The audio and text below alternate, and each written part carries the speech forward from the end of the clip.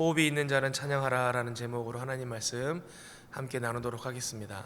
시편 마지막 편입니다. 오늘 2019년의 마지막 날 시편의 또 마지막 편을 우리가 함께 다루게 되었습니다. 시편 146편부터 150편까지는 찬양시로 구성되어져 있습니다. 할렐루야 시편이다 우리가 그렇게 말하고 있죠. 시작과 끝이 할렐루야로 이루어진 시편들이 146편부터 150편까지입니다.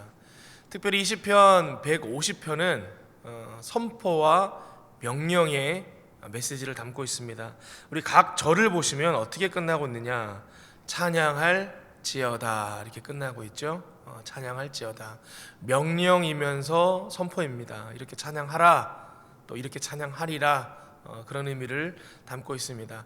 오늘 시편 150편에 이 기자의 고백이 여러분의 고백이 되어지고, 또 이 찬양하라는 명령이 우리 삶 가운데 순종으로 나타남으로 말미암아 하나님 부어주시는 놀라운 찬양의 역사가, 찬양의 능력이 경험되어지는 은혜가 있기를 바랍니다.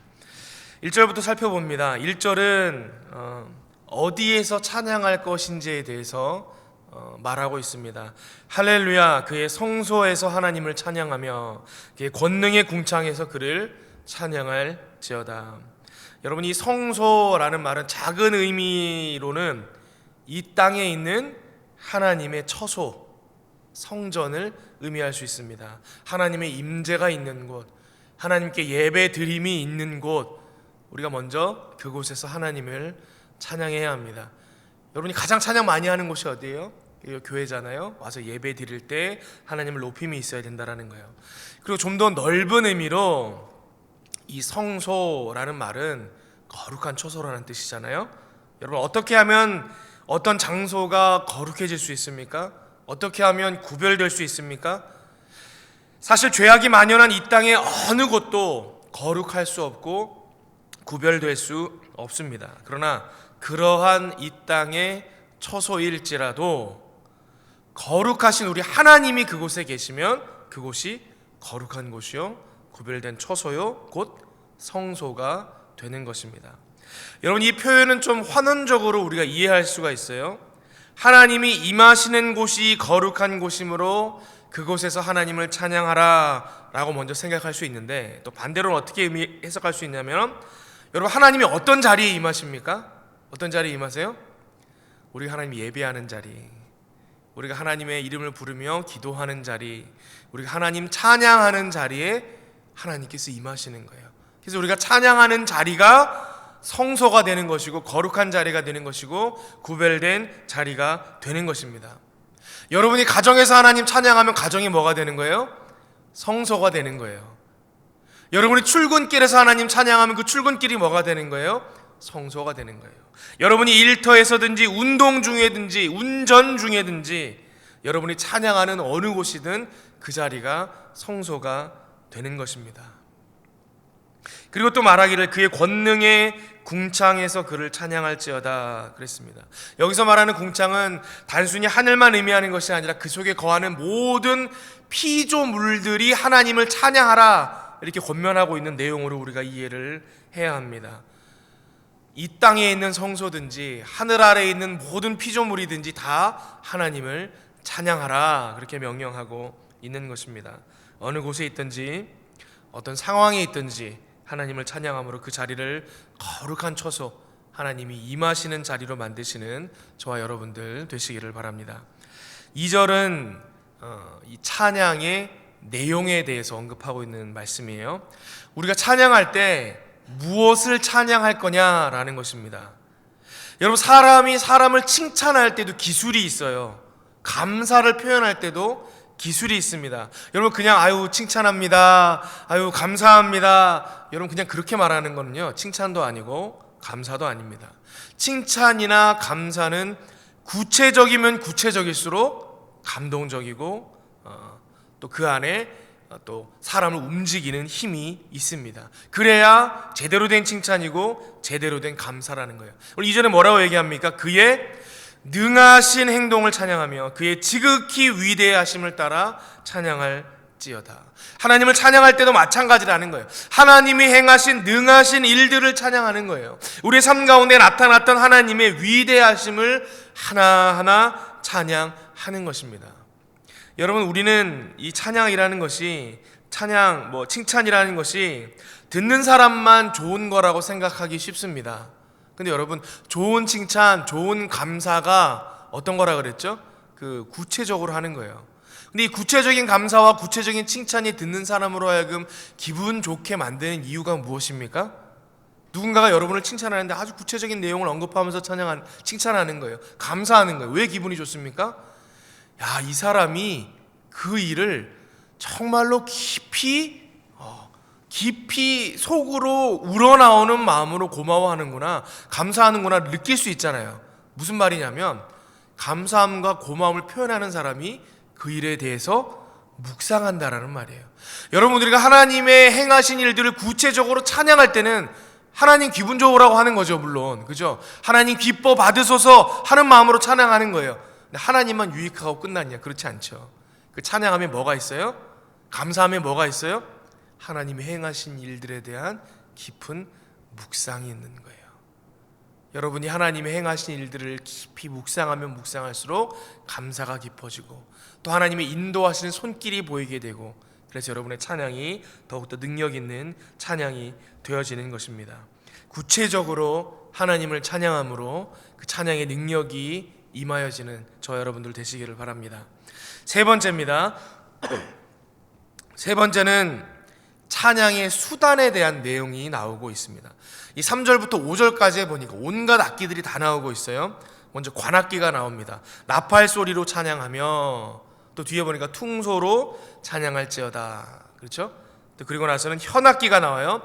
비파와 수금으로 찬양할지어다. 또 현악으로 찬양할지어다.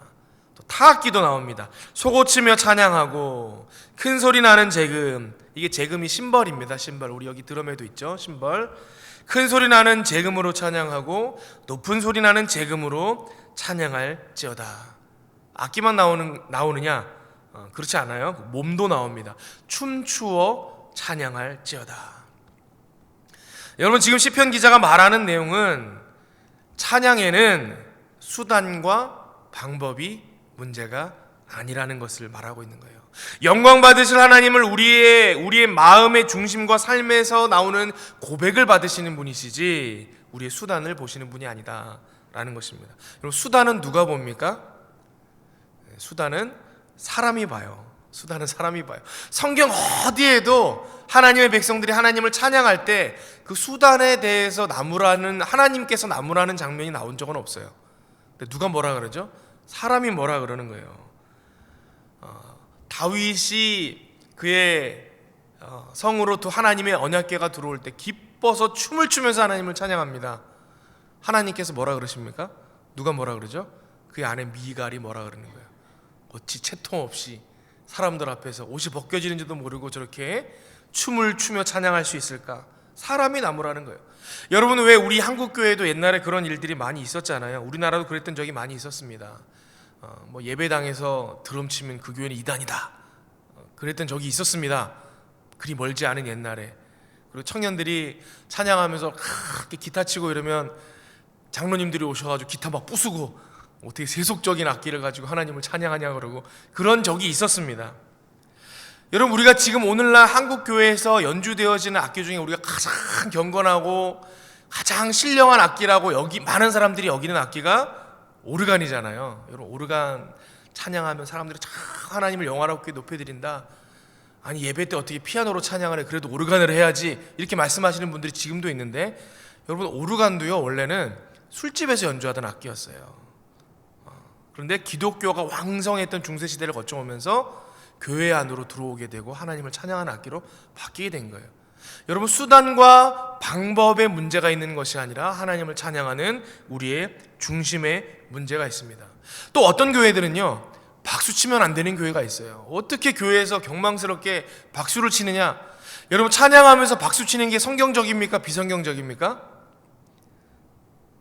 잘 모르겠죠. 성경에 나오는지를 본 적이 기억이 안 나서 찾아왔어요. 시편 47편 1절에 뭐라고 기록되어 있느냐? 너희 만민들아, 손바닥을 치고 즐거운 소리로 하나님을 외칠지어다 그러는 거예요. 그럼 찬송할 때 박수 치면서 찬송하는 거는요, 성경적인 거예요. 우리의 수단과 방법을 가리지 않고 하나님을 영화롭게 하는 것이다 그러면 다 창의적으로 사용할 수 있어야 됩니다.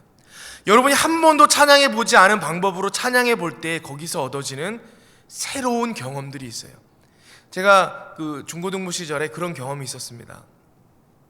여름 수련회를 갔어요. 여름 수련회를 갔는데 시골에 있는 작은 교회 그 예배당을 빌려서 그곳에서 여름 수련회를 했습니다.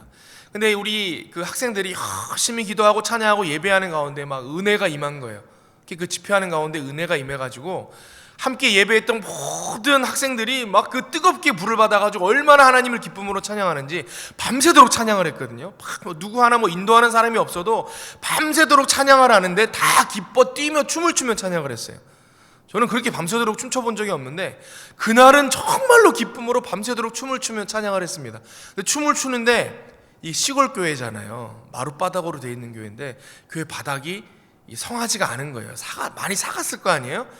밤새도록 막 아이들이 춤을 추는데 저기서 뻑 소리가 나요. 그럼 마룻바닥이 푹 깨지고 또 막 놀다 보면 또 저쪽에서 뻑 하면 저쪽에서 또 뻑 깨지고 그날 밤에만 막 수십 군데가 구멍이 난 거예요. 거기 한 100여 명의 아이들이 막 날뛰며 춤을 췄으니까 결국 저희 교회가 그 교회 마룻바닥을 다 바꿔줬거든요. 여러분, 근데 그날 밤에 제가 그 경험을 잊을 수가 없어요. 한 번도 춤을 추며 찬양해 본 적이 없었는데 어찌 그 밤에 하나님께서 역사하셨는지 춤이라는 방법을 통해서 몸으로 하나님께 영광을 올려드리는데 지금까지 경험해 보지 못했던 놀라운 찬양의 능력과 변화시키는 하나님의 역사하심을 경험했다라는 거예요. 여러분 마음에 혹시 닫혀진 마음이 있다면 그 마음을 좀 열어보시고, 야, 저 사람은 저렇게도 찬양하는구나, 나도 한번 해봐야겠다. 저 교회는 저렇게도 찬양하는구나, 나도 한번 해봐야겠다. 열린 마음으로 여러분께서 여러분의 중심을 하나님께 드리며 찬양할 때에 그 찬양을 통해 하나님께서 역사하시고 여러분들을 변화시키실 줄 믿습니다. 우리의 모든 것으로 하나님을 찬양할 수 있는 저와 여러분들 되시기를 바랍니다. 마지막이에요. 시편의 마지막 절인 105편 6절은 누가 하나님을 찬양해야 하는가에 대해서 언급하고 있습니다. 여러분, 찬양에 조건이 있습니까? 조건이 없죠. 찬양하는 사람이 따로 정해져 있습니까? 없죠. 찬양할 일이 있어야 찬양하고, 감사할 일이 있어야 감사하고, 찬양하는 시간이 되어야 찬양하고, 여러분, 그런 게 아니라는 것입니다. 오늘 본문이 말하기를 그렇지 않다라고 분명히 말하고 있는 거예요. 6절에 뭐라고 되어 있습니까? 호흡이 있는 자마다 여호와를 찬양할지어다. 할렐루야. 여러분, 호흡이 있는 자마다 라는 말이 무슨 말이에요? 어떤 조건에 충족되는 사람만이 아니라, 그죠? 기쁜 일이 있는 사람만이 아니라, 예배당에 와 있는 사람만이 아니라, 어떤 특정한 환경에 있는 사람만이 아니라, 어떤 사람들? 숨 쉬는 사람들은 다 찬양하라는 거예요. 살아있는 모든 사람, 더 나아가 숨을 쉬는 모든 피조물들은 다 하나님을 찬양해야 한다라는 거예요. 또 다른 의미로 언제 찬양하라? 숨 쉬는 동안에, 살아있는 동안에 우리가 하나님을 찬양해야 한다라는 것입니다. 어떤 상황이나 조건에 의해서가 아니라 살아있는 동안 모든 피조물은 언제나 어디서나 하나님을 찬양해야 한다라는 거예요. 우리가 이 구절을 살펴볼 때 신약 성경의 한 장면이 생각이 나잖아요. 바알과 실라가 빌립보 감옥에 갇혔습니다. 감옥에 갇히면 감옥에서는 원래 뭐예요? 처음에 원통해해요. 사람들이 원통해합니다. 내가 여기 들어올 사람이 아닌데 억울하다 그러고 소리 지르고 이를 갈고. 근데 바알과 실라는 그러한 상황에서 성경에 무엇을 했다고 되어 있죠? 기도하고 찬양하는 거예요. 하나님을 찬양하는 거예요. 여러분, 우리가 찬양하면은 상황이나 조건에 의해서 찬양하는 게 아니에요. 하나님 한 분, 우리를 영화롭게 하시고 우리를 거룩하게 하시고 우리를 구원하신 그 하나님이 변치 않고 온전히 언제나 같은 모습으로 계시기 때문에 그 하나님 때문에 우리가 찬양하는 것입니다. 이사야 43장 1절, 이 백성은 내가 나를 위하여 지었나니 나를 찬송하게 하려 함이니라. 찬송은 우리의 존재 목적입니다.